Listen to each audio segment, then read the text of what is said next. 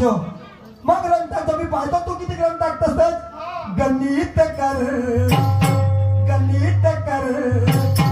शून्यामध्ये सारा अक्षराचा अर्थ मोठा